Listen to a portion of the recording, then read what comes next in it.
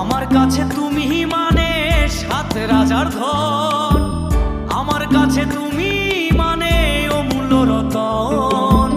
তোমার কাছে হয়তো বন্ধু আমি কিছু না, তাই তো তোমার স্বপ্নে বন্ধু আমি আসি না।